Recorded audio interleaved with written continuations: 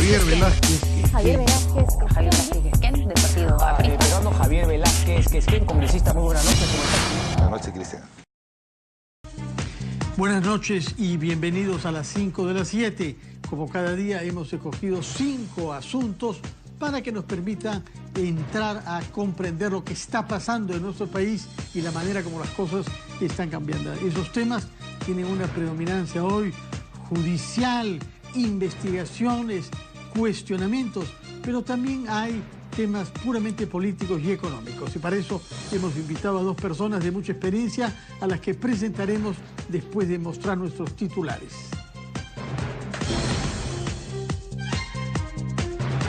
Durante la ceremonia de la firma de acuerdo por la paz, el presidente Kuczynski anunció que el juez Ismael Orozco Guayanay fue separado del cargo por haber ordenado la liberación de los 29 presuntos miembros de la banda Los Monos de Quepepampa, capturados por la policía en el norte chico.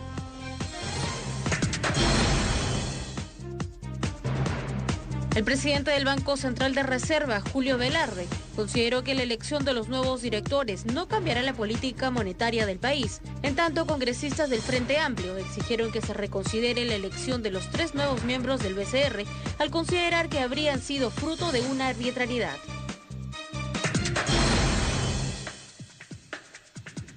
El secretario general del APRA, Omar Quesada, justificó la postergación de los comicios internos en su agrupación al señalar que era necesario resolver las observaciones del Jurado Nacional de Elecciones. Añadió que no hay ninguna intención de perjudicar a algunos candidatos a dirigir el partido aprista, como señaló Enrique Cornejo, quien aspira a la Secretaría General. La procuradora antidroga Sonia Medina le ha solicitado a la Fiscalía que le den competencias para sumarse a las investigaciones contra el exsecretario de Fuerza Popular Joaquín Ramírez, quien está siendo investigado por la Procuraduría de Lavado de Activos. Se suspendió la evaluación médica que se iba a practicar a Martín Belaún del Ocio a pedido de su abogado Hugo Canevaro, al considerar que no había especialistas para las complicaciones que presenta el reo.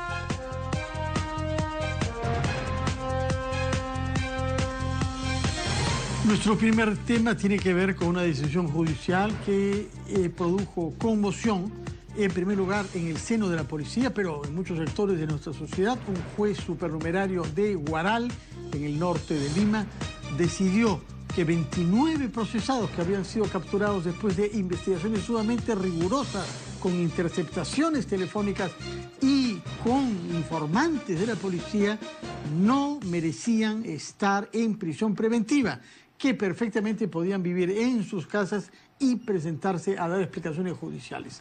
Esto ha motivado, uno, que sea separado de su cargo el día de hoy, lo ha anunciado el presidente del Poder Judicial en Huaura, y por supuesto que se ha sometido a una investigación. Tenemos sonidos a propósito de esto, relativos a lo que dijo el presidente Pedro Pablo Kuczynski el día de hoy, justamente durante una ceremonia de acuerdo sobre la justicia en el Perú. Es que no se puede tolerar el tipo de cosas que han ocurrido en los últimos días. Felizmente ese juez en Huaral ha sido dado de baja hoy, ya se prescinde de sus servicios. Pero no podemos tener situaciones así donde la policía, todo el sistema de seguridad ciudadana trabaja con pruebas y después los 22 o no sé cuántos son, se van de paseo liberados legalmente. Vamos a preguntarle su opinión sobre este tema y los otros 4 a 2 personalidades de nuestra vida pública. El primero es el congresista Javier Velázquez Quesquén, vocero del APRA, ex primer ministro y ex presidente del Congreso de la República. Junto a él, el señor Mesías Guevara, presidente de Acción Popular, quien ha sido congresista también. Señor Velázquez Quesquén, el presidente hizo estas declaraciones que hemos pasado ahora hoy en el marco de una reunión solemne de firma de un acuerdo por la justicia.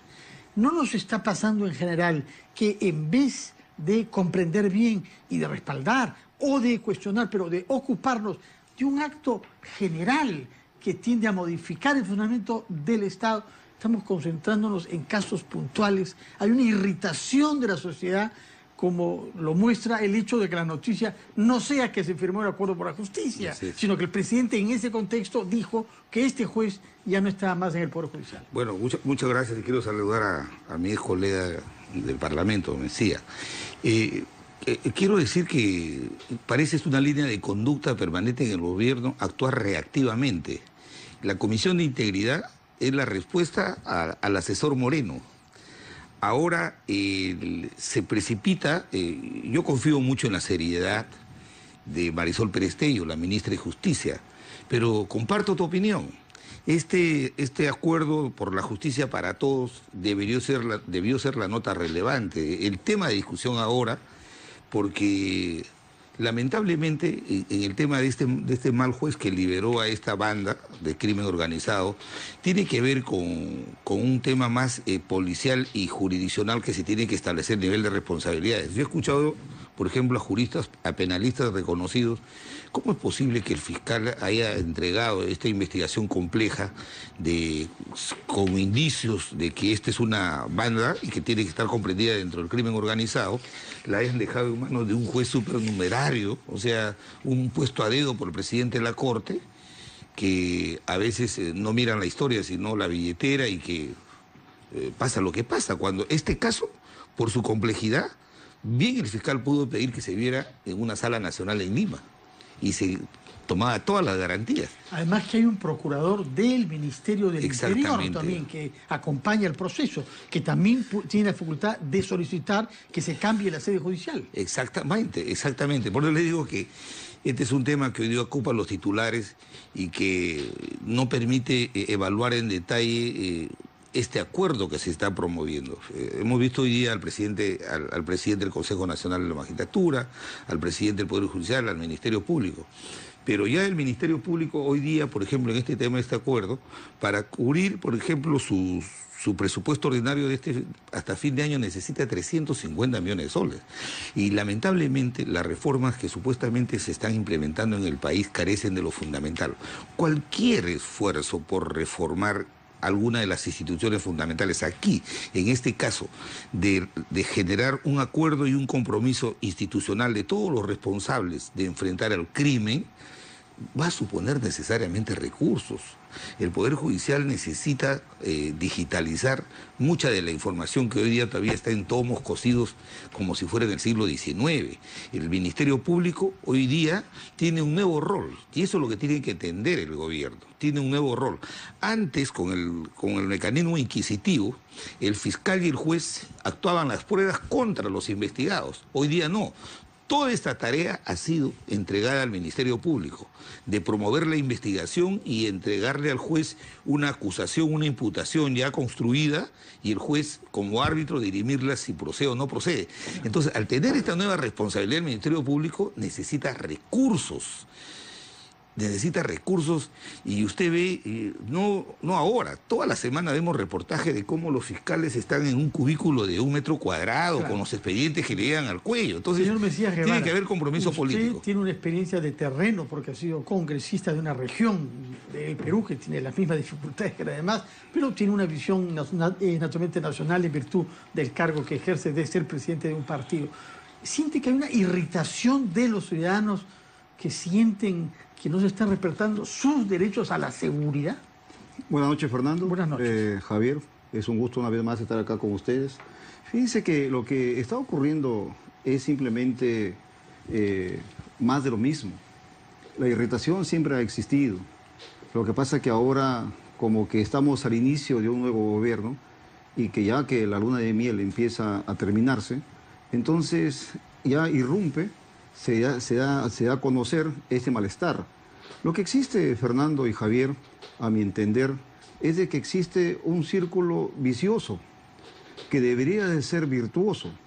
Ese círculo vicioso, lamentablemente, empieza en el Congreso de la República, luego está en el propio Poder Judicial, en el Ministerio Público y en la Policía Nacional del Perú. ¿Hay algo común en esas instituciones? Estamos pensando en este caso concreto. Sí, en este caso concreto. ¿Dónde está la conexión del Congreso? La conexión está en la que en el Congreso todavía no se concretan las reformas que deben de concretarse, en torno al Poder Judicial, que permanentemente se anda diciendo. Se aprobó en el Congreso anterior lo que es la carrera del Ministerio Público, pero aún se carece de la carrera del Poder Judicial. Se avanzó en algo en el Congreso anterior cuando se dijo que se prohibía que los jueces y fiscales tengan militancia alguna. Pero en esta oportunidad, el Consejo Nacional de la Magistratura, ahí también hay un tema que tiene que tratarse, una gran reforma que lamentablemente en el Congreso no se está viendo. ¿Qué ocurre? Hay dos palabras que jamás debemos de olvidar los peruanos.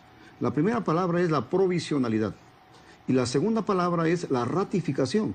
¿De quiénes? De los jueces y fiscales titulares. ¿Y eso quién lo hace? Eso en definitivamente lo hace el Consejo Nacional de la Magistratura. Ahora, usted presidió una comisión importante en el Congreso que tuvo que hundirse en muchos detalles de investigación también sobre bandas y actividades criminales.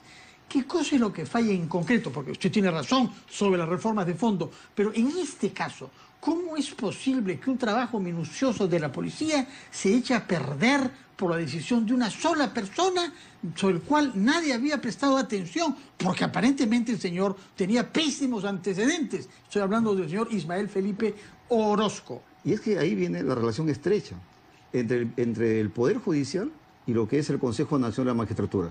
En este caso se trata de un juez supernumerario que definitivamente es nombrado a dedo por el presidente del Poder Judicial. No es un juez titular porque ahí se hubiera sido elegido o nombrado por el Consejo Nacional de la Magistratura. Entonces, en este caso, si usted revisa, Fernando, todos los cuadros de méritos de los jueces a nivel nacional que deberían ser promovidos, eso no lo respeta ni el propio Poder Judicial. Por lo tanto, aquí yo creo que ya es tiempo que una vez más el presidente de la República convoque a un Consejo de Estado en la que estén todos los poderes del Estado, incluyendo el propio Congreso de la República, que lamentablemente en el último Consejo no estuvo la señora Luz Salgado, y es ahí donde el Poder Judicial ya no debemos de creer simplemente en la autorregulación o en la autorreforma. El Poder Judicial, lamentablemente, en estos momentos está agonizando, no solamente en credibilidad, sino también en operatividad. Y todas sus acciones en estos momentos son cuestionables. De acuerdo, usted está yendo al fondo de una reforma, naturalmente, pero en este caso concreto, con la experiencia que usted tiene de haber presidido una comisión de investigación, ¿quién ha hecho mal su trabajo? ¿Por qué el Estado peruano está expuesto de una manera tan vulnerable a que 29 personas trabajosamente capturadas salgan libres? Por eso te decía, Fernando, que existe en este caso específico una cadena de valor, donde está la policía, el fiscal, el juez y el propio procurador. El sistema de justicia ahí está fallando. En este caso, el juez prácticamente no ha, digamos, tenido en cuenta todo lo que ha trabajado el fiscal. Como lo dijo Javier, lamentablemente hoy no se ha capacitado a los fiscales en el nuevo Código Procesal Penal, porque ya no existe el concepto del juez instructor, no existe. No, no existe. Es el fiscal mismo. Es el fiscal mismo. Es el fiscal mismo en este caso. Entonces, ahora, el fiscal pidió 18 meses de prisión preventiva para estos 29 señores. Correcto, y es ahí donde el juez ha fallado. Por eso te decía que acá el que tiene que dar cuenta es el propio juez supremo, el señor Ticona. Por pronto ya fue separado. Bueno, Ticona tiene que dar cuenta porque él es el que lo ha elegido. No, el Corte Superior. Bueno, el presidente de la Corte. El Corte Superior de allá de la zona de la provincia de Huaura. Tiene razón. Entonces, es ahí donde tiene que hacer la cosa. La OMA no está trabajando bien tampoco, porque la OMA es el que tiene que estar vigilando a estos jueces. No lo está trabajando. Por eso vuelvo a reiterar. En este caso ha fallado todo el sistema de justicia, lamentablemente. Señor Velázquez Quesquén, cuando usted era primer ministro, si hubiera sucedido, que quizás sucedió, no lo sé, algo de este tipo, usted da un golpe sobre la mesa y echa un par de ajos también. ¿Y qué cabezas corta? No, yo creo que aquí, al margen del aprecio que le tengo a la ministra de Justicia, yo creo que ella en representación del gobierno, el jefe de Estado, tienen que ser más enérgicos con el Poder Judicial. O sea, pero puede interferir por ejecutivo. No está interfiriendo en la función jurisdiccional, pero tampoco como representante del Estado no puede permitir este tipo de conductas que no son de ninguna manera faltas. Esto es un delito. Entonces, yo comparto el criterio de que todo el sistema que enfrenta el delito no está calibrado, no está alineado en función de un objetivo, reducir la criminalidad. Lamentablemente, porque hay alguien que no comparte eso como ideal absoluto. El Poder Judicial está perforado por estos tipos de malos jueces. Esto lo vemos siempre, Lo vemos siempre, normal, natural lo es. vemos siempre, y malos jueces se escudan que la Constitución les da una facultad de tener la discrecionalidad de poder decidir a quién dan libertad, a quién no, a quién condenan, a quién no. Pero por eso te digo, este acuerdo que el día de hoy se ha suscrito tiene que tener un compromiso más de fondo. Y está muy bien que haya estado el presidente, porque no es verdad que la autonomía del Poder Judicial o del Ministerio Público se puede invocar para impedir que el jefe de Estado pueda tomar cartas en el asunto. Ojalá que la decisión del día de hoy no sea un papel mojado en tinta más, que pueda conglomerar buenas voluntades, pero que no haya un compromiso concreto de verdaderamente articular y calibrar el trabajo y el comportamiento de quienes administran justicia en el país. Y en ese sentido, el día de hoy hemos visto la suscripción de un acuerdo, pero para eso se necesitan recursos para hacer esta reforma institucional. Y eso es a mí lo que me preocupa. He visto el pedido de la Fiscalía, y en la cadena de responsabilidad que ha hablado Mesía también está el sistema penitenciario. Hoy día los centros penitenciarios son un centro de formación delictiva. Ahí los jóvenes entran como delincuentes primarios y terminan especializados. Entonces, esto es un tema más de fondo, por favor, este es un tema más de fondo, este es un tema en el que tiene que haber un verdadero compromiso. ¿Esperan ustedes que la Comisión Presidencial de Integridad proponga medidas específicas, severas, radicales, que hagan imposible con una cosa de ese tipo? Yo tengo mis serias dudas por lo siguiente. El gobierno, con la expectativa que dice Mesía, que llegó el señor Pedro Pablo Kuczynski, pidió facultades delegadas. Le hemos dado facultades para que regulen materias como la lucha contra la corrupción. Entonces, ¿dónde ubicas tú a esta Comisión de Integridad, que fue improvisada como para un poco sofocar el escándalo del asesor Moreno? Pero va a proponer cosas que no son leyes solamente, sino también medidas de gestión. Claro, cosas simples de todos los días en los ministerios. Eso tiene que hacerlo el titular del pliego. Señor Mesía Guevara, ¿usted también comparte este pesimismo frente a la Comisión Presidencial de Integridad? Yo pienso que toda comisión tiene su objetivo, tiene su misión. Yo sí espero darle a Eduardo Vega el beneficio de la duda, pero sin embargo creo que cuando surgen este tipo de acciones como bomberos de manera reactiva, no es nada positivo ya. Porque ya es tiempo que nuestro país responda a política de Estado, y ya es tiempo que nuestro país entienda que es importantísimo la institucionalidad de las cosas públicas, no hacer este tipo de acciones que por supuesto no voy a ayudar a las personas, pero sí de los futuros hechos a futuro, porque si tú armas un brazo derecho que no está atado al cuerpo de manera orgánica, de nada va a servir. Bueno, esperemos en todo caso que este incidente terriblemente desalentador Pero antes de pasar, nos sirva. Fernando, disculpa, un segundito. No es la primera vez que liberan a una cantidad de gente. La otra vez, banda. La otra vez, una jueza de acá en Lima invadieron la casa de un señor, 50 personas, y a los 50 los cogieron, y al día siguiente una juez con esa misma característica lo liberó. Sí, era una jueza provisional. Pero esto es una banda en donde hay crímenes graves que se les reprocha y que habían sido interceptados telefónicamente con autorización de la justicia, de las cuales había mucha evidencia. Tanto es así que el juez no pone en duda que deben ser procesadas por eso, solamente que dice, váyanse a su casa mientras los juzgamos, señores criminales. Eso es lo que ha hecho el juez, no ha puesto en duda que hayan indicios. A Caracol también lo dejaron libre. Bueno, lo de Caracol es un antecedente nefasto. En todo caso, hacemos una pausa y después cambiamos completamente de tema y nos vamos a otro asunto en el cual corremos el mismo riesgo, que la polémica sobre nombres, y en este caso los 3 directores del Banco Central de Reserva, nos impida buscar consenso sobre las políticas de fondo. Ese tema del Banco Central después de la pausa. Sigue la polémica en torno a los 3 nuevos directores del Banco Central de Reserva. Recordemos que esa es una de las instituciones con más prestigio en el Estado, junto a la RENIEC, que desde los últimos 20 o 25 años no ha dado lugar nunca a mayores objeciones. Los peruanos estamos contentos con la estabilidad de nuestra moneda y con la seriedad con la que se lleva a cabo la política monetaria de nuestro Estado, independiente por demás del gobierno. Y sin embargo, la elección de estos 3 nuevos miembros ha dado lugar a muchos cuestionamientos dentro del Parlamento por una parte, e incluso ahora en sectores juveniles que normalmente no se manifestaban, como los estudiantes de economía de universidades conocidas por un cierto conformismo, digamos, no las voy a mencionar, pero hay acá universidades que están queriendo hacer una marcha que se ha postergado para la próxima semana. El general Villar, jefe de la ONAGI, ha hecho saber que no han pedido el permiso todavía, que nos pase como la fiesta sexy Halloween de anoche. Hay que pedir permiso para hacer una manifestación, sobre todo si es en la Plaza San Martín, porque tenemos un alcalde sumamente severo respecto del uso de la Plaza San Martín. Tenemos sonidos sobre este tema de lo que ha dicho hoy el presidente de la República primero, pero también ha hablado alguien que habla mucho menos y que es el presidente del Banco Central de Reserva, doctor Julio Velarde. Vamos primero con el presidente de la República.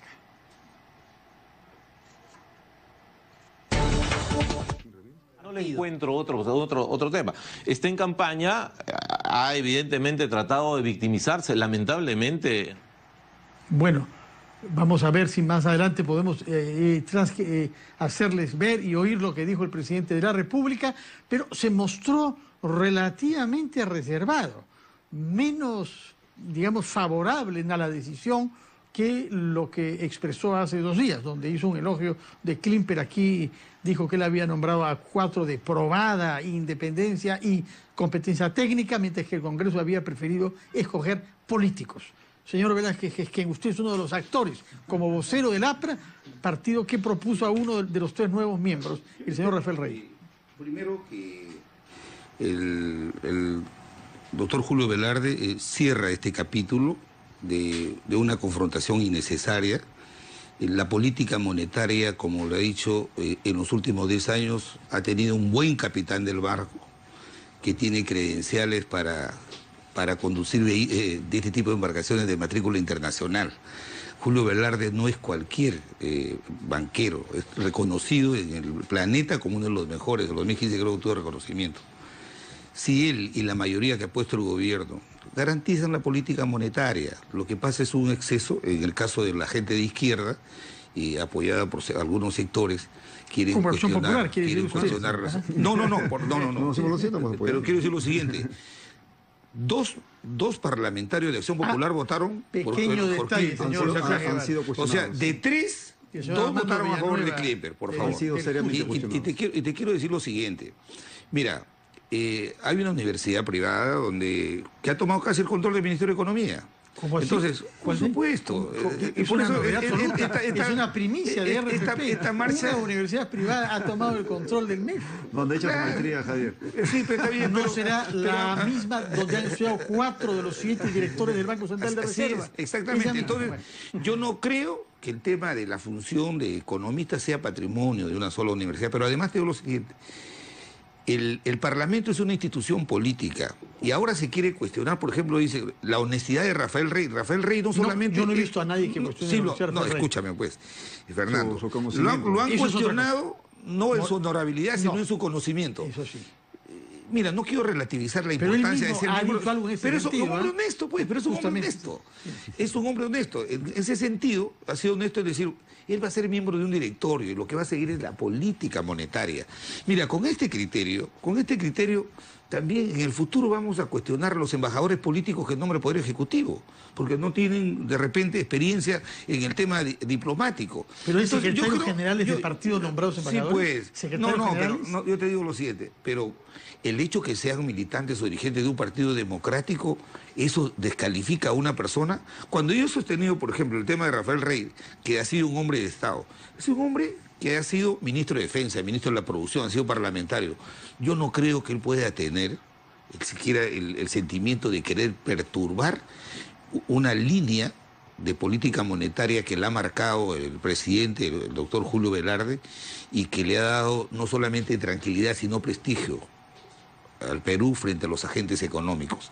De tal manera que cuando él dice yo no soy marioneta, dice Julio Velarde, lo que quiere decir es no podemos ir a los extremos, no podemos ir a los extremos. O sea, con este argumento que tienen, mañana entonces cambiemos la ley y digamos solamente podrán ser economistas. Precisemos pues si de eso se trata. Pero siempre ha habido, en el gobierno anterior se nombró a González García Núñez, que fue el candidato a la fórmula presidencial del señor Ollantumala. Nadie dijo nada. Nosotros nombramos al extinto Abel Salinas, que era ingeniero. y fue nuestro ministro de Economía. Entonces, en ese entonces, mira, en ese entonces no se cuestionaba, Manuel por ejemplo... Ulloa, que era abogado, ¿no? De Acción Popular. Mira, y en el caso de Acción Popular quiero decir algo. Cuando se nombró a Javier Álvaro Landini como miembro del Tribunal Constitucional, también hubo una bulla de que era secretario general de Acción Popular. Y ha sido uno de los mejores presidentes del Tribunal Constitucional que ha tenido la patria. Entonces yo no creo en la descalificación política. Vamos a ver qué cosa dice el presidente de Acción Popular. Bueno, fíjate que nosotros en Acción Popular sí estamos preocupados, Javier y Fernando. Pero no todos, algunos están muy satisfechos, bueno, algunos están puesto que votaron a favor. Pero los dirigentes en general estamos incómodos y también la militancia en pleno. ¿Y por qué? Porque en el primer gobierno del presidente Belaúnde, él hizo y gestó una gran revolución del crédito en nuestro país. Creó el Banco de la Nación y luego él fue el primero en hacer la autonomía de lo que es el Banco Central de Reserva. Él fue el primero incluso en no permitir que miembros de la banca privada sean miembros del directorio, porque antes era así. Antes era así. Es decir, el presidente del Banco Popular era miembro del Banco Central de Reserva.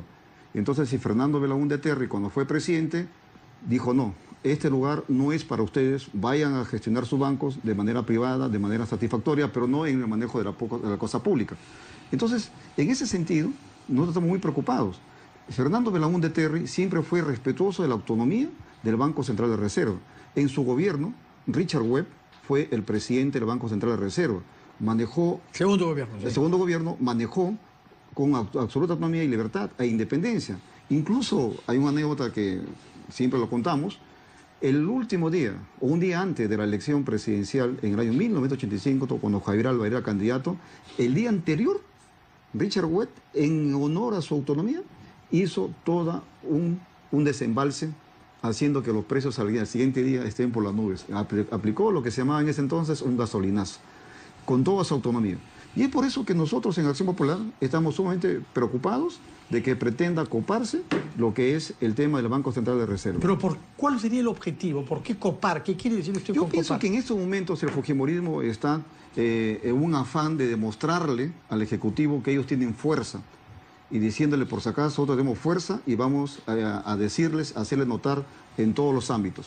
Ya nombraron al señor de la SUNAT, al presidente de la SUNAT, que es militante fujimorista. Seguillamas. El tema del propio defensor del pueblo, que ahí hicieron una jugada y hicieron que un congresista de Acción Popular lo proponga, pero no fue la bancada, porque ahí incluso se cometió una irregularidad, y Javier lo sabe, porque él ha sido portavoz junto conmigo también en su momento, porque para que el señor Walter Gutiérrez hubiera sido aceptado su candidatura, debió haber sido propuesto por la bancada, no por un congresista.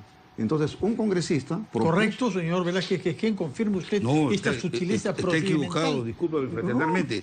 Yo soy miembro de la Junta de Portavoces. Johnny Lescano es el vocero. Él ratificó la propuesta. Ratificó la propuesta. Y por si acaso, por Walter Gutiérrez han votado los 5 congresistas de Acción Popular. Entonces, pero escúchame, pues, mira lo que acaba de decir Javier, ratificó. ¿Y por qué tuvo que ratificar? Porque no era válido que un congresista lo presente de manera voluntaria. Entonces, sí, es válido. Tiene que ser la bancada. Y entonces, Johnny Lescano... ¿El reglamento prevé eso? No. Johnny Lescano tuvo que ratificar como vocero de la bancada. Y entonces eso no caminaba si Johnny Lescano pero regresando al tema del Banco Central, porque nos ha llevado un poco lejos, ¿usted cree que se trata de un copamiento político, pero no responde a una estrategia específica para la política monetaria? No responde a una política, el fujimorismo quiere dar una demostración de su fuerza, de su peso en el Congreso de la República, que ahí lamentablemente, fraternalmente le digo a Javier también, de que él está cometiendo un gravísimo error de sumarse a esa fortaleza del fujimorismo. Incluso no lo digo yo, el propio Carlín te puso una caricatura muy bonita. Está bien, pues, pero está bien. Bueno, después vamos a hablar sobre el APRA. Es nuestro tercer punto. Quería nada más, antes de ir a la pausa, recordar que el presidente Julio Velarde dijo algo interesante ahora. De los 7 miembros, el único que está a tiempo completo acá soy yo. Claro, son miembros del directorio. Así que no tengan tantas inquietudes, porque yo no soy una marioneta. Pero quiero decirle algo a Mesías. En el gobierno de Fernando Belaúnde se nombró a Ismael Benavides, militante de Acción Popular, un reconocido empresario, pero un reconocido empresario, un hombre honesto, capaz. Ismael Benavides siempre ha sido independiente, porque luego ha sido ministro de ustedes. Entonces, era un hombre que rendía culto a Fernando Belaúnde, pero es un hombre honesto y capaz. Pero lo que pasa, Fernando, es bueno también recalcar lo que ahí sí Julio Velarde tampoco debe dar ese tipo de declaraciones, porque él también se está poniendo como si fuera el superhombre, no es el superhombre. No, pero si hace saber, a mí no me marchan sobre los pies, no van a hacer las cosas sobre mi cabeza. Y precisó algo también que no se había dicho hasta ahora, que el señor Klimper ha renunciado a su calidad de director de un banco privado, dijo, en donde gana muchísimo más que lo que gana acá. Entonces, con mayor razón, una vez que se constituyan al directorio popular, con nuestra tradición política, siguiendo el pensamiento de Fernando Belaúnde Terry, cuando él en su momento dijo que ningún funcionario de ningún banco privado podía estar en el BCR. Simultáneamente. Por eso ha renunciado. No, pero proviene de la banca privada. No, ahora ya no lo dice la propia ley, pero tampoco que venga un alto funcionario de un banco privado a formar parte del directorio, si dejando el cargo que tiene, es un aporte importante. Yo creo que hay que tener una visión multidisciplinaria del aporte, y como lo ha dicho don Julio Velarde, él es el único que está a tiempo completo, los otros son directores, no diseñan bueno, en todo la caso, política usted monetaria. no va a ir a la marcha el día martes próximo, convocada por los jóvenes estudiantes nosotros, de economía. lo digo modestamente, este es un acuerdo sí, unánime de mi bancada y asumimos nuestra responsabilidad. Bueno, a propósito de la bancada, después de la pausa vamos a hablar sobre la bancada y su ubicación en el Consejo General del APRA, del partido más antiguo de nuestro país, que está atravesando ciertas turbulencias. No vamos a usar la palabra crisis, pero hay un proceso electoral que se posterga.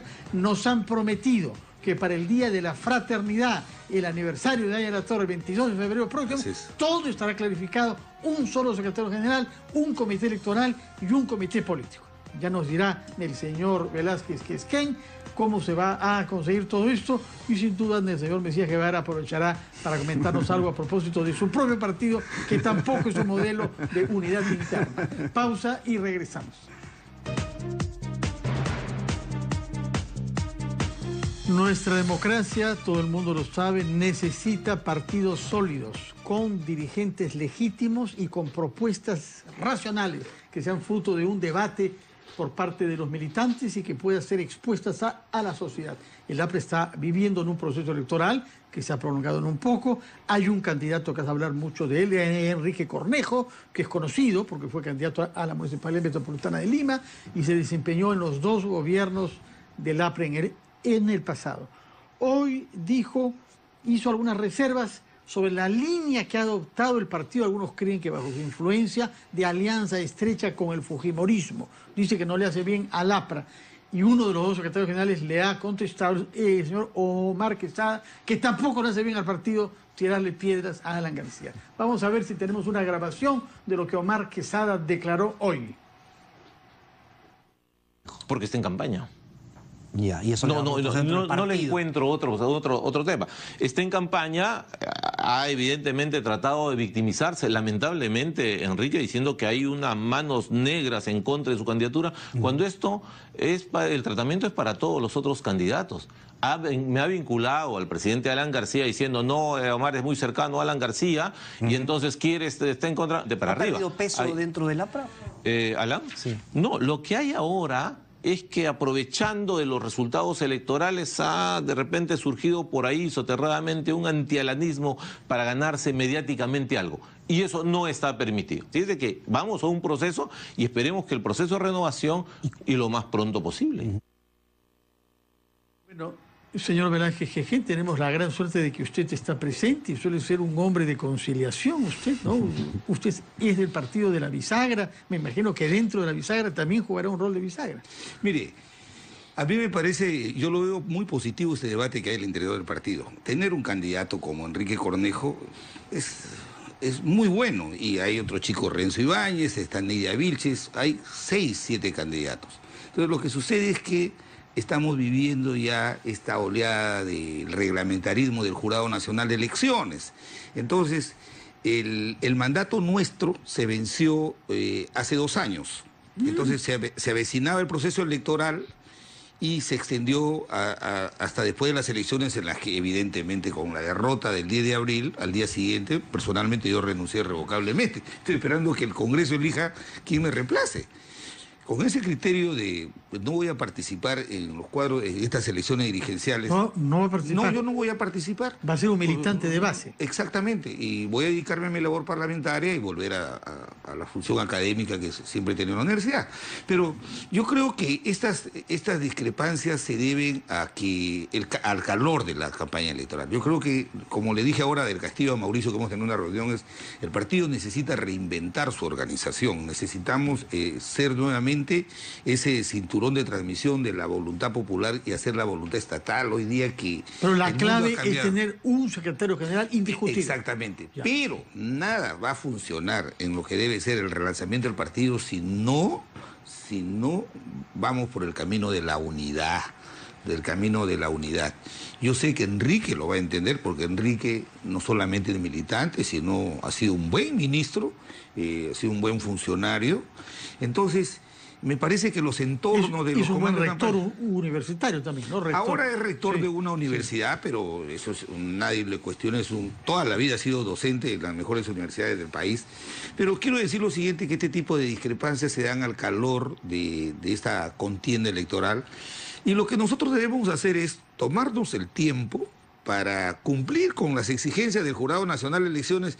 En algunos lugares nos han planteado acciones de amparo, de que nosotros no estamos autorizados porque tenemos mandatos vencidos para convocar el Congreso, pero el estatuto dice que lo convoca la elección política. Entonces, Pero no queremos... si ya no tiene vigencia esa dirección política, pero, usted mismo dice. pero si el renunciado. estatuto dice que es la dirección política, entonces caemos en punto muerto y esto se dilata por siempre. Entonces, Pero vamos reconocerá usted que aspirar a gobernar el país cuando está mal gobernado el partido produce algunas inquietudes. No es que está mal gobernado el partido. Bueno, por lo menos te quiero decir algo, Fernando. Mira, yo creo que el mejor momento que ha vivido el APRA es el momento cuando Alan García toma la conducción del partido. En los años 80. Y el resultado es que después de 30 años de su participación al frente del partido, él ha llevado 2 veces al partido Pero de gobierno. quizás lo que les conviene es que se repite eso, pues, ¿o no? Por supuesto que sí. Que Alan García vuelva a la Secretaría General. No, pero tampoco yo no creo en aquellos que quieren hacer campaña electoral tratando de denostar o de cuestionar al expresidente Alan García. Cuando hay procesos de cambios generacionales, que yo también lo creo. Por ejemplo, yo tengo una visión provinciana del partido. Toda la vida los compañeros de Lima han manejado el partido. Yo también podría decir que el partido está como está porque hay una visión limeña del partido. Pero ¿cómo? Haya de la Torre Trujillano, Alan García de origen cusqueño. ¿Cómo es exactamente. Entonces, hay mucha discusión al respecto, pero yo sí creo, porque eso me enseñaron en el APRA, si nosotros no nos unimos los apristas, el partido no va a poder proyectarse a 30 años. Somos el único partido que ha trascendido a su mentor. ¿Cómo? Y Acción Popular aquí presente. Sí, pero han prestado pues un candidato. ¿Cómo? Han prestado un candidato. Pero ahí está el partido que ha sobrevivido 15 años a su fundador. Han prestado un candidato y han venido actuando así. Ustedes también. Yo creo que una tal Mercedes Arao fue candidata del APRA. No fue. Por favor, no tire piedras al vecino. No estoy tirando piedras. No estoy tirando piedras. Es primera vez que Acción Popular, después de muchos años, tiene representación parlamentaria. Han venido actuando con otros grupos, pero yo respeto a Acción Popular, respeto sus problemas. Pero yo lo que sí quiero invocarle a los compañeros que la impaciencia no es buena. Hay que calendarizar el proceso y como ya lo conozco, lo han dado como primicia porque en la mañana me lo dijeron y no sabía que tenía conocimiento. Para el Día de la Fraternidad vamos a ofrecer nuevos cuadros en el partido. Habrá un secretario general. Exactamente. El 22 de febrero. Va a haber un secretario general. Ahora, ¿quién no quiere que la votación sea un militante, un voto? Por favor. Y que no tengan que pagar, como algunos dirigentes querían, cobrar a los delegados. Tiene que haber una cuota simbólica. No de 400 soles. ¿De dónde sacas para financiar el proceso electoral en todo el país? Pero siempre ha habido una cuota simbólica. De repente 400 soles mucho, de repente 50 soles, ¿no? 100 soles. Pero se tiene que pagar porque a los partidos políticos... ¿Quién financia estos procesos electorales? Pero yo sí tengo la completa seguridad de que el APRA tiene garantizada su continuidad en los próximos 30 años. ¿Supervisará la elección interna del APRA? No solamente lo supervise, a mí me gustaría que nosotros prediquemos con el ejemplo, que hagamos que la OMPE nos ayude a organizar el proceso electoral y cuyos resultados sean bastantes vinculantes. Compromisos para el 22 de febrero. Va a tener un verano movido. Creo que no va a poder estar mucho en Lambayeque usted, si el 22 de febrero está solís. Señor Mesías Guevara, ¿qué pasa con los antiguos partidos peruanos, no los llamo tradicionales, que es una expresión despectiva, porque pasa con el PPC también, pasa con Acción Popular. ¿Qué cosa está pasando en su partido? ¿Por qué también ahí hay fricciones? Mira, en primer lugar, Fernando y Javier, no nos avergoncemos de la palabra tradicional, ojo. Nosotros, pues, Acción Popular es un partido tradicional, tiene tradición democrática, tiene vocación de servicio, o sea que es nuestra tradición. Por ese lado, no lo veamos mal. Lo que pasa en el APRA, lo que pasa en Acción Popular, en el PPC de manera específica, los partidos más antiguos del Perú, es que el sistema político ha colapsado. La palabra institucionalidad se ha borrado, se ha debilitado. Y aquí hay varios protagonistas. Están los partidos políticos, está el propio sistema electoral, donde está el jurado, está la OMPE, está la propia RENIET, donde el Jurado Nacional de Elecciones incluso tiene ciertos comportamientos no tan transparentes y claros. Por ejemplo, cuando le dices a Javier de que la OMPE participe, en la elección interna de Acción Popular del 23 de agosto del año pasado, la OMPE supervisó la elección. Participó de manera activa. Y ahora... ¿Y para candidato presidencial también? Ahí dimos un paso más allá. Incluso fuimos el primer partido en la historia republicana que la OMPE no solamente ha supervisado, sino que organizó la elección a través del voto electrónico. ¿Confirma usted, señor Velázquez, que en primera vez en la historia de nuestra república? Nosotros lo hemos hecho, fíjate. No. O ellos han hecho... No, pero escuche, ustedes han hecho a través de un congreso. Ellos hicieron a través de un congreso. Alan García fue ungido candidato esta última vez por el voto de 286.000 No, hablamos de voto de la OMPE, que la OMPE lo ha organizado de manera electrónica, no lo ha hecho eso, no lo ha hecho. Bueno, en el APRA hay una cierta diferencia programática, porque Enrique Cornejo dice no le conviene al APRA esta alianza demasiado estrecha con el fujimorismo. ¿Lo mismo hay en Acción Popular? En Acción Popular... ¿Hay diferencias programáticas? En Acción Popular, en lo personal, yo sigo predicando lo que Fernando Belaúnde Terry hace 60 años ha estipulado a través de diversos textos y postulados y lo que son las propuestas programáticas. En primer lugar, el Perú como doctrina. En segundo lugar, la conquista de Perú por los peruanos, que tiene una corriente eminentemente voluntarista. Y volviendo a lo anterior, Fernando, fíjate que en estos momentos el Jurado Nacional de Elecciones, a pesar que la elección del 23 de agosto del año pasado fue supervisado por la OMPE, están pretendiendo revocar, no anular, sino revocar la inscripción en el asiento del Jurado Nacional de Elecciones, la de Rafael Vázquez Negra como secretario general. Entonces no hay garantía. Pero creo que ya hay un fallo sobre eso. Hay un fallo, pero se ha reconsiderado. Se ha reconsiderado. Hasta ahora, ¿Usted pidió como presidente que se reconsidere? No, eso lo ellos mismos, los afectados, que es el secretario general, ha presentado la reconsideración. Y esa reconsideración hasta ahora no se resuelve. Y estamos en espera de un fallo definitivo del jurado. Lo curioso es que el Jurado Nacional de Elecciones saca su resolución diciendo de que se anula la inscripción en el ROP porque no habrían presentado el acta del Congreso en la que se eligió ese Comité Ejecutivo Nacional. Para mí, lo que han proyectado esa resolución, han leído la del APRA, el Estatuto del APRA, porque en Acción Popular al secretario general se elige a través del voto directo, secreto, universal. Un militante, un voto. Pero si no han presentado el acta, es lo mismo que se le reprochó a Julio Guzmán, y por eso salió de la campaña. Pero es que en este caso no era necesario el acta, porque no se elige a través de un congreso, sino a través de la militancia. Bueno, entonces, en ese sentido, y nosotros en el partido seguimos caminando por todo el Perú. Me alegro, me alegro de saber una precisión, y pensando los problemas del país. Una precisión con relación a la declaración de Enrique. Yo le voy a explicar más tarde, que voy a reunir con él. Fíjate, en el gobierno del presidente García, no sé cómo le podemos llamar, porque la otra vez yo hablé de un acuerdo estratégico y me dijeron que me desautorizaron. Pero en el gobierno de Alan García, el fujimorismo nos acompañó en la mesa. ¿Eso cómo se llama? Acuerdo político, como se quiera llamar. Pero nos acompañó en la mesa y nos acompañaban con sus votos en el Congreso. Ahora el fujimorismo nos invitó, y esto no es una decisión de Javier Velázquez. La bancada tomó la decisión de participar en la mesa. Eso no nos compromete programáticamente con el fujimorismo. Son acuerdos políticos para administrar. Pero usted anunció que votaría por Keiko Fujimori. Y lo hice, porque uno tiene que ser transparente. Mira, lo que hoy día cuestionan los ciudadanos es la forma como los políticos actuamos. O sea, decimos una cosa y aparentamos otra, por favor. Yo dije, ¿por qué votado eso compromete? Yo nací aprista, Fernando. Yo entré al APRA no a los 50 años, a los 60, no a cambiarlo a los 60 años. Yo entré a los 18 años y estoy en el APRA y voy a morir aprista. Pero hacemos un acuerdo político. Estamos en la mesa con Luciana León ahí. Eso es objetivo. ¿Eso qué es? Acuerdo político. Debe tener un nombre, pero estamos en la mesa, participando en la administración del Congreso, y hay otro grupo que no está. Entonces... No, eso, pero estar en la mesa directiva no significa nada. Por eso te digo, porque también está APP, que no tiene mucha simpatía por el fujimorismo. ¿Eso cómo se llama? Acuerdo, algo debe llamarse, ¿cierto? Entonces, pero eso no compromete la línea programática del partido. Nosotros lo tenemos muy claro.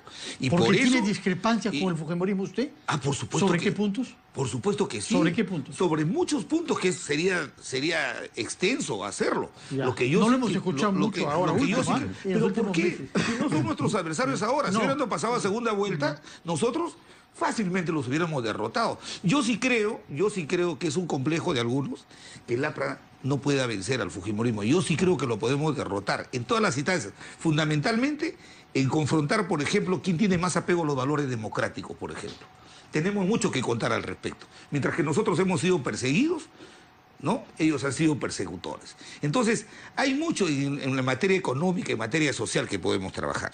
Pero no es el momento de ahora. Pero te digo lo siguiente, te digo la próxima oportunidad para terminar, ver todas esas... Eso se lo voy a explicar a Enrique. Este es un acuerdo para formar parte de la administración de la mesa directiva del Congreso, si a eso se refiere, ¿no? Muy bien, le agradezco todas estas explicaciones y lo que promete eso, porque ahí parece todo un pensamiento social. Quiero diferencia del fujimorismo, que nos lo explicará la próxima vez. Hacemos una pausa, pero regresamos con otros dos partidos que de una manera u otra están concernidas por las noticias que vamos a ver. La primera tiene que ver con una investigación a Joaquín Ramírez. Recuerden que él era secretario general de Fuerza Popular. Y la otra noticia con un partido del que nos olvidamos, pero que todavía existe, por lo menos en el registro electoral, que es el Partido Nacionalista. Y eso tiene que ver con algunas dificultades que está atravesando el señor Martín Belaúnde Loza. Esos dos temas después de la pausa. Tenemos dos temas pendientes que conciernen a dos figuras de dos partidos políticos. En primer lugar, Joaquín Ramírez, ex congresista, ex secretario general de Fuerza Popular, que viene siendo objeto de una investigación fiscal, pero ahora es la procuradora antinarcóticos, antitráfico de drogas, que quiere también ella poder investigarlo al mismo tiempo que lo viene haciendo lavado de activos. Reacción ante esta propuesta de la procuradora antidrogas, señor Velázquez Quezquén. El señor Joaquín Ramírez ya está siendo investigado por lavado de activos. Y obviamente que esta investigación de lavado de activos, como ahora es una figura independiente, esta investigación va a determinar si hubiera en el supuesto negado alguna responsabilidad. En el supuesto negado usted ya tiene una opinión. Es que tampoco lo puedo condenar, ¿cierto? En supuesto, basta con supuesto. En el supuesto negado que hubiera le encontraran responsabilidad, lo que va a determinar la investigación es cuál es el origen ilícito de los fondos. Vendrán del narcotráfico, de qué sé yo. Pero la procuradora, los procuradores, el rol de los procuradores se confunde. Los procuradores son abogados del Estado. Sí. O sea, no están premunidos de autoridad. Autoridad es el fiscal, es el juez. Y lo que deben hacer los procuradores es estar vigilantes de que la investigación sea correcta, sea seria, sea contundente, aportar pruebas. Pero los procuradores son abogados del Estado y en este caso lo que le pedimos y le exhortamos a esta procuradora que tenga mucho celo en que esa investigación no se retrase, que esa investigación el fiscal no voltee la cara y que trate de enturbiarla. Pero que la procuradora pida que ese día no es la que va a definir. Lo que tienen que hacer es explicarle al país las pruebas que está ofreciendo para determinar la responsabilidad. Pero para poder ofrecer pruebas necesita ella ser parte de la investigación. Pero nadie le niega, la ley le permite, nadie le niega. Ahora está solicitando cerro, hasta el momento no tenía vela en ese entierro. A veces, señor Mesías Guevara. Sí, a veces hay jueces que no permiten que los procuradores participen. Yo he sido testigo, incluso en mi región, donde el procurador quería personarse porque lamentablemente la sala se quebraba de manera permanente y no había nadie que vaya a favor del Estado y el procurador quería ir a estar ahí y no le permitían. Por lo tanto, lo que hace acá la procuradora para mí es correcto. Está bien. Y lo único que hay que exhortarla a que haga un buen trabajo con mucha fiscalización. Pero sin embargo, Fernando, otra vez a mí como ingeniero me gusta irme al tema del asunto. Por ejemplo, en el tema del lavado de activos, mientras no fortalezcamos la unidad de inteligencia financiera, vamos a estar nosotros siempre debilitados, no vamos a saber la procedencia del dinero, mucho menos aplicado a lo que es el tema de las campañas electorales. Se han dado pasos justamente para fortalecer, ¿no? Tomó trabajo, hubo alguna oposición en el Parlamento, ¿no es cierto, señor Velázquez Quezquén? Pero al final salió un reforzamiento de la unidad de por supuesto, inteligencia se le ha dado todas las herramientas ahora. Y por otro lado, por ejemplo, falta establecer lo que es el sistema de interoperabilidad para que de tal manera que sea el Jurado Nacional de Elecciones que pueda entrar tanto al tema de la SUNAT, al tema de la SUNAR, al tema del Poder Judicial, al tema de la SUNEDU, para que vea todo lo concerniente al historial de los candidatos al Congreso y a cualquier órgano electoral, a cualquier o proceso electoral. Pero sin embargo es ahí donde nosotros debemos estar con absoluta, cautela para que esto se dé. Acá es importante que nos vayamos al medio del asunto. Nosotros estamos en Acción Popular preocupados porque la reforma electoral todavía no se está dando. ¿Y por qué hablo de la reforma electoral? Porque ahí está el control y financiamiento de las campañas políticas. Por ejemplo, a mí me gustaría conocer de los 130 congresistas cuántos han cumplido con dar a conocer ante la OMPE cuánto han gastado y quiénes han sido sus financistas y cuánto han invertido. Eso, por ejemplo, debería hacerse de manera transparente y de manera normal. Es decir, que con la OMPE ahí tiene que ser exigente para evitar precisamente estos temas como el lavado de activos, que luego se traduce en inyección de dinero a través de la política con el objetivo de controlar diversos estamentos que a ellos les permitan hacer sus actividades ilícitas. Esta mañana estuvo en Ampliación de Noticias un investigador del Instituto de Estudios Internacionales. Sostiene que el Perú está produciendo menos coca que Colombia, pero interceptando muchísimo menos. Es decir, Colombia produce más, pero se intercepta una cantidad tal que exporta menos. Es que el señor Humala paró la interdicción. O sea, usted dice aérea, por el Braem en particular. Paró, por supuesto, la interdicción. Aérea. Exactamente. No, pero también, por ejemplo, en la zona del Guayaga, donde ha vuelto a recrudecer, es justamente por decisión política. Entonces, nosotros, lamentablemente, seguimos produciendo estas sustancias ilícitas justamente porque no hay decisión política. Y también lo diré también porque las circunstancias del BRAE, que es un terreno inhóspito, poco accesible, y de donde lo que tenemos que hacer es ver ahí cómo están actuando nuestras Fuerzas Armadas y nuestra Fuerza Policial. Ahí hemos visto, por ejemplo, hace poco... Mal, grosso modo, podemos decir que los resultados son magros, ¿no? Hemos visto, por ejemplo, han archivado la investigación de aquellos malos militares que han estado utilizando indebidamente la plata de inteligencia. Se ha archivado esa investigación. Entonces, si no hay decisión... llevó a que el procurador del Ministerio de Defensa intente un proceso contra los periodistas. Por supuesto. O sea, todo ese escándalo, para nada. Ha terminado en nada. Ha quedado en nada. ¿Sabes por qué? Porque el Ministerio de Defensa se niega a entregar la información porque dice que es de carácter secreto. Si se trata de determinar la responsabilidad y de quienes han usado o no debidamente los recursos para inteligencia. Yo he sido ministro de Estado y la discrecionalidad con la que manejan estos recursos amerita de que la Contraloría, que está autorizada por ley, pueda ver exhaustivamente si esos recursos son adecuadamente utilizados.